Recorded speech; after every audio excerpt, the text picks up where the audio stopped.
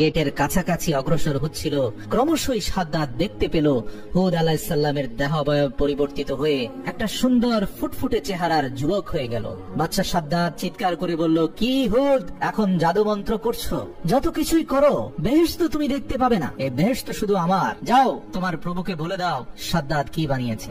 সাদ্দাত যখন আরো কাছাকাছি চলে এলো, বেহেশতের দরজার সামনে থাকা সেই অলৌকিক যুবক সাদ্দাদের কানের কাছে এসে বলল, আমি হুদ নই, কোন যুবক নই, কোন জাদু মন্ত্রের বস্তু নই, আমি মালাইকাল মাউত আজরাইল। সাদ্দাত হতভম্ব হয়ে গেল।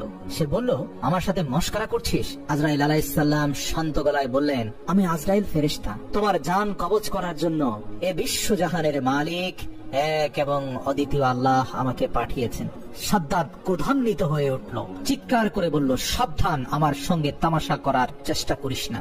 অতঃপর স্বর্ণ নির্মিত তরবারি কোষমুক্ত করে সাদ্দাত নিজেই হযরত আজরাইল আলাইহিস সালামের মোকাবেলা করার চেষ্টা করলো। কিন্তু কি আশ্চর্য, তলোয়ারটা বেরই করলো শুধু, কিন্তু সেখান থেকে 1 ইঞ্চিও নড়তে পারলো না। সেখানে পাথরের মতো থমকে রইল। ভয়ে তার সারা শরীর দিয়ে ঝরঝর করে ঘাম বের হতে লাগলো।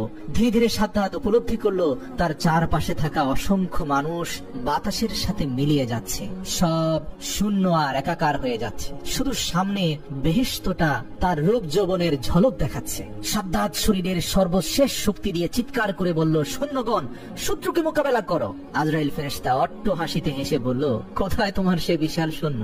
একটু পেছনে তাকাও, তোমার চারপাশের মতো তোমার পেছনের বিশাল সৈন্য কিন্তু হারিয়ে গেছে। সাদ্দাত ধীরে ধীরে পেছন দিকে মাথা ঘুরিয়ে দেখলো তার পেছনে কেউ অবশিষ্ট নেই। আল্লাহু আকবার। তার সৈন্য সমান্ত